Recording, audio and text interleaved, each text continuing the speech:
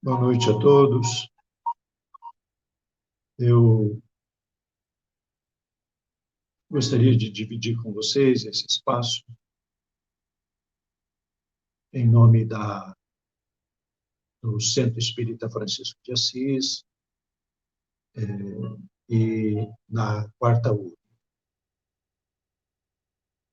Agradecemos a Deus, em primeiro lugar, por essa oportunidade em que possamos juntos buscar refletir sobre os ensinamentos de Jesus através do Evangelho, sobre a grande oportunidade que nos dá a doutrina espírita para que possamos melhor compreender a vida que temos, o mundo em que vivemos, para que possamos buscar aí uma condição de melhora.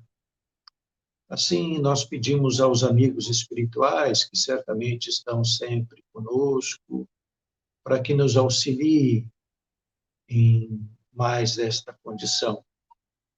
E que Deus, com a certeza de suas bênçãos, possamos nós contribuir através de uma condição mínima de entendimento e de boa vontade.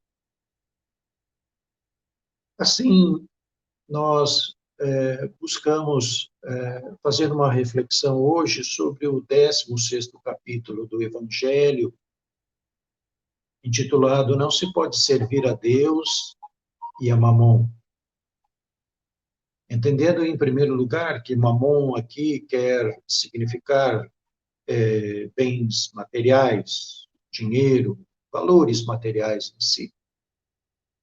Então, não se pode servir essas duas coisas, conforme Jesus. Para que a gente possa entender isso, é importante que não há nenhum descrédito ou merecimento ou desmerecimento da parte material, absolutamente.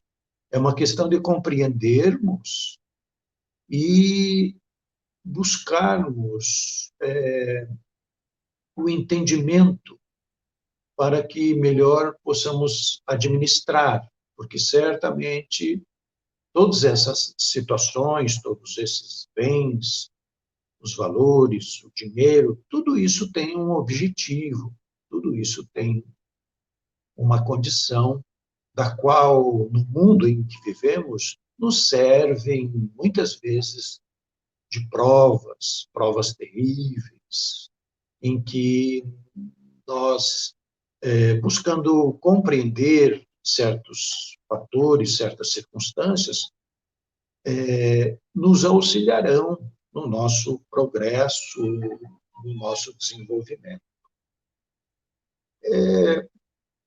Já no item 2 deste capítulo, o jovem, um jovem rico, busca Jesus e, chamando-o de bom, que imediatamente Jesus o corrige, dizendo que ele pode ser mestre, mas ele não é bom, porque bom é efetivamente o meu Pai, conforme as palavras dele, ou seja, Deus. Entendendo que nós, efetivamente, como alguns pensam, ou algumas têm a pretensão de serem bons.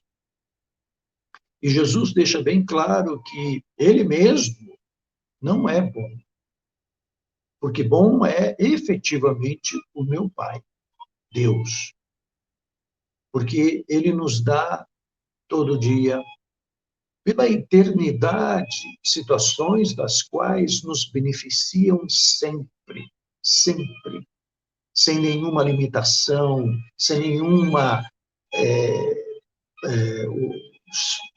sem absolutamente nenhuma controvérsia que possa estar contra nós. Pelo contrário, estamos todos sempre através dos seus benefícios, sejam eles através das nossas reencarnações, das nossas relações, do mundo em que vivemos, sempre numa situação positiva, e conforme Emmanuel, muito além daquilo que realmente merecíamos. E, citando João, Deus é amor. Por isso, Jesus se nega a receber a designação de bom. Ele é, sim, mestre, o nosso mestre, mas, conforme ele, bom é Deus. E isso nós não podemos ter dúvidas. Enfim, esse jovem rico, procura Jesus dizendo que cumpre lá todos os mandamentos, né? Enfim, e, né? Mas ele quer receber a vida eterna. E é óbvio que Jesus, entendendo, percebendo melhor que esse jovem rico é apegado aos bens materiais, que tem uma certa condição íntima, um tanto quanto,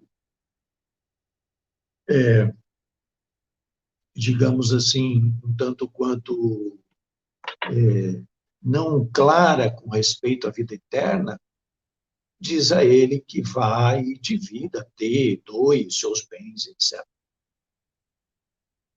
Claro que Jesus não fez isso no sentido ao pé da palavra, no sentido, mas fez isso numa condição de que ele pudesse sair e administrar melhor os seus bens, muito principalmente no desapegar, no melhor administrar e etc.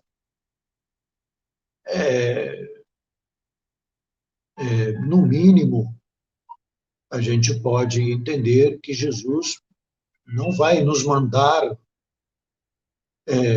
doar, dividir ou, enfim, nos livrarmos daquilo que Deus nos deu através das competências que nós já temos, através dos programas reencarnatórios que nós já conquistamos. Mas ele certamente deve ter indicado, ele deve ter mostrado a questão do sentimento, dos valores que nós carregamos e que transformamos isso em sentimentos. E esse jovem foi e não voltou, é lógico, porque o apego com relação aos bens materiais certamente foram maiores do que efetivamente, naquele primeiro momento, a conquista da vida eterna. É uma grande lição que temos, que Jesus nos deixa, né, em função de que, para que deixa claro que a vida eterna não há bens materiais. E que precisamos, então, entender para que possamos melhor processar esses dados, nos livrando aí de uma certa preocupação e de uma certa dificuldade que certamente teremos no futuro, quando na erraticidade estivermos lá cheios de situações que não pertencem à erraticidade, pertencem à Terra, ao mundo material. E, em seguida, e já no item 3, o homem pede a Jesus para que ele peça ao seu irmão para dividir a sua herança. E aí, obviamente, Jesus deixa claro que ele não é o mediador, que ele não é juiz, e que, muitas vezes, quando nós não recebemos uma condição que seria provável, seria possível, através de uma herança, de um negócio, de um benefício qualquer, muitas vezes não recebemos. Talvez cumprindo a lei de justiça, né? Que é o imperativo maior deste mundo, né? Com relação às nossas reencarnações, de um mundo de provas e expiações, a justiça é bastante contundente com relação aos nossos sentimentos, nos mostrando e nos definindo uma estrada bem tranquila para que possamos aí, através desta situação, dessas labutas que temos, aprender, compreender efetivamente, ajustando as leis, ajustando os nossos sentimentos às leis de Deus. Então, vamos nos permitir que possamos nós mesmos buscar aprender a administrar estas situações, já que o aprendizado é a nossa maior tarefa neste mundo. Vamos deixar, então, Jesus, Deus, fora de nossas divisões, de nossas brigas, de nossas condições materiais, né? Cita também o homem rico, né? Em seguida, no item 3 ainda, cita aquela passagem do homem rico que a sua plantação foi em demasia, que ele, então, não pensando nos outros, tendo o seu egoísmo como a grande base da sua vida, vai, desmancha os seus celeiros e constrói maiores. E Jesus cita que o seu Deus, o seu Senhor, poderá, naquela mesma noite, ceifar a sua vida, tirando todos os seus bens, já que o homem, pensando ser a condição material, o seu único bem, o seu bem maior, o que é bem difícil, que é bem problemático, já que não levaremos nada, já que os bens efetivos do espírito não estão na Terra, né? Então, temos que entender esse processo que daqui a pouco nós, obviamente, por um fator até biológico, desencarnaremos e absolutamente nada levaremos, nada. Penso que a grande perturbação, que uma das causas das grandes perturbações dos umbrais, é efetivamente o mundo material. É o homem iludido que se faz enganar por ele próprio dentro de uma condição onde achamos que a felicidade está nos bens materiais. E assim nos tornamos terrivelmente perturbados por essas situações. Precisamos entender que há uma supremacia do espírito sobre todas as coisas. Entender também que todas as coisas servem para a condição de beneficiar o espírito, muito principalmente através do aprendizado. Já no quarto item desse evangelho, desse capítulo, digo, tem a visita à casa de Zequeu. Zequeu, que era um cobrador de impostos, mas um homem justo, um homem bastante bom, que não, conforme ele causava prejuízo absolutamente a ninguém, fazendo até alguma caridade, né, com seus recursos, etc. Por isso, Jesus foi à sua casa, independente do que ele fazia, independente do que ele era. Jesus foi à sua casa e esteve com ele, porque sabia do valor que do seu coração, dos valores que o seu espírito trabalhava, tinha já como definidos. Em seguida vem a parábola do mal rico, aquele que tinha o pobre Lázaro no seu portão a juntar as suas migalhas. Este mal rico, então, sinônimo de egoísmo, materialismo, né?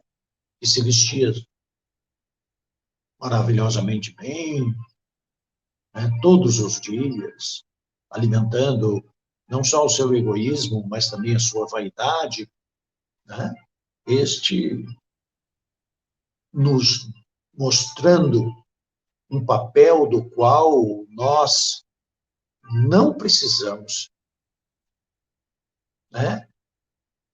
Trazendo, acima de tudo, a indiferença que muitas vezes alimentamos em nossos corações com relação ao outro, principalmente o outro com menos posse do que nós. Precisamos lutar, combatendo esse tipo de sentimento inferior, que não agrega nada. Pelo contrário, certamente vai nos trazer grandes preocupações no futuro, né? Dificuldades,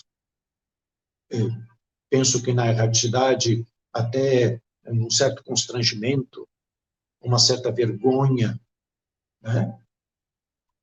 E nós, sendo espíritas e tendo o Evangelho como o nosso grande norte, não precisamos nos dificultar tanto a nossa própria caminhada. Então, busquemos aí esses ensinamentos para que a gente possa entender um pouco os valores reais da vida, a fim de que possamos dar um norte à nossa caminhada, tornando cada vez mais tranquilos e seguros os nossos passos, a fim de que possamos nos melhorar. E nos melhorando, certamente melhoraremos, por consequência disto, as pessoas que estão à nossa volta, as pessoas das quais somos direto ou indiretamente responsáveis, e melhoramos o mundo em que vivemos, o que é extremamente importante. Então, Jesus vem, através dessas citações do Evangelho, nos mostrar uma série de caminhos, de entendimentos, de opções, nos deixando claro que a condição material ela é necessária, sim, no nosso mundo. Temos as necessidades básicas materiais, mas a condição espiritual não tem a ver com o mundo material. Não há necessidade de nós apegarmos numa condição maior para que possamos nós mesmos causar mais dificuldades a nós mesmos, né? Depois, o item 6 cita os talentos, né? Mais uma vez, Jesus, com a parábola dos talentos, quer nos mostrar que precisamos buscar uma condição de divisão, de doação. entendendo que a lei maior de Deus, que é a 10ª lei, conforme a doutrina espírita, justiça, amor e caridade, é efetivamente a condição que mais vai nos beneficiar, que mais nos traz equilíbrio, força, consciência, a oportunidade maior de evolução, que é a caridade. E a parábola dos talentos nada mais é do que uma faceta da caridade que devemos ter para com os nossos semelhantes, para com a nossa vida em si, para com o mundo em que vivemos, fazendo com que tudo em nós possa se multiplicar, respondendo à condição de Jesus, que diz que nos traz vida, vida em abundância. E isso é a demonstração da abundância que o nosso amor pode processar dentro de uma condição de entendimento, aceitação, né? Buscando aí uma condição de paciência para com todos, para com a vida, a fim de que possamos buscar esta condição de melhorar o mundo em que vivemos, né? Esse capítulo trata de uma forma bem sucinta com relação às provas, tanto da riqueza quanto da miséria. E nos traz uma reflexão, este item, o item 7, nos traz uma reflexão bastante importante, que mais uma vez nos leva a analisar a condição da reencarnação, entendendo que o processo reencarnatório ele vai se fazer nas nossas vidas obrigatoriamente em função do nosso progresso, que é um benefício divino. Aí buscamos um entendimento maior de que precisamos trabalhar hoje para facilitar o dia de amanhã, para construir um mundo melhor no amanhã, através das reencarnações. Quanta miséria nós vivemos no mundo de hoje. Quantas misérias nós temos aí ao nosso alcance. E sabemos que muito dessa miséria é fruto da condição egóica, onde o egoísmo se sobrepõe a todas as situações, levando o ser humano a uma condição de sofrimento, de dor, através das dificuldades que o mundo, esse mundo de expiações e provas em que vivemos, nos obriga a caminhar por estradas muitas vezes dificultosas a fim de que possamos aprender. Mesmo diante das nossas dificuldades,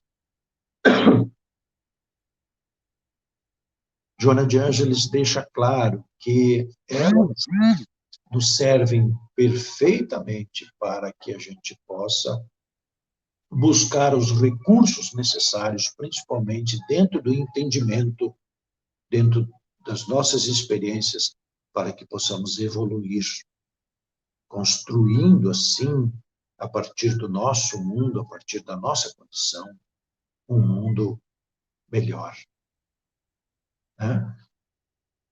Aí, em seguida, fala também sobre a desigualdade das riquezas, né? O que cada um tem conforme a condição necessária do espírito, muito principalmente trazendo, em primeiro lugar, a, a grande supremacia das leis de Deus, o grande poder da lei da justiça sobre nós, para que possamos nos melhorar, para que possamos trabalhar obrigatoriamente sentimentos e valores que nos levarão ao entendimento maior da vida.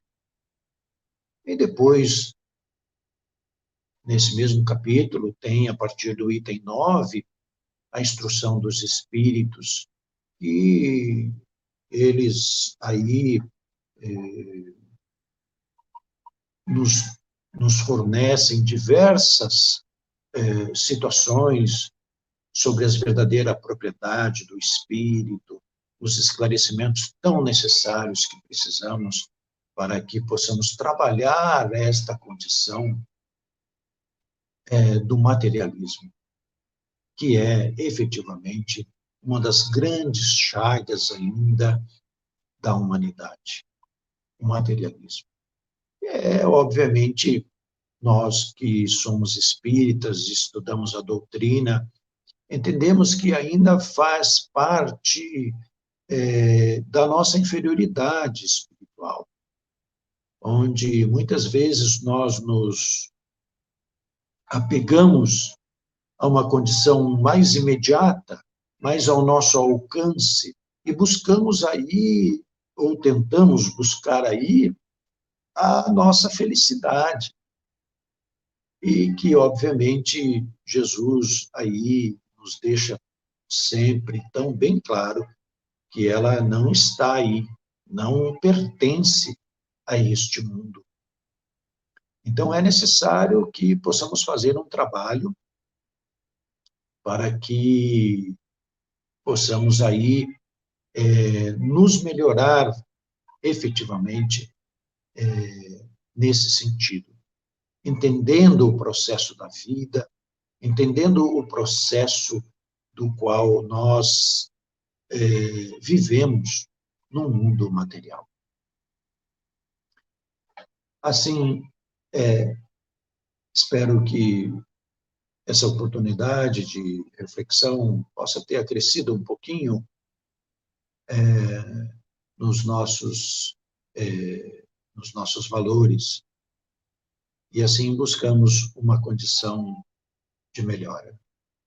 Agradeço a atenção de todos, pedindo a Jesus, o nosso mestre querido, que nos ajude nessa grande batalha através das nossas experiências, das nossas vivências. E que Deus, efetivamente, continue a nos abençoar. E que nós possamos buscar cumprir o nosso papel da melhor forma possível, cumprindo os nossos deveres, para que possamos aí reivindicar os nossos direitos. Obrigado e boa noite a todos.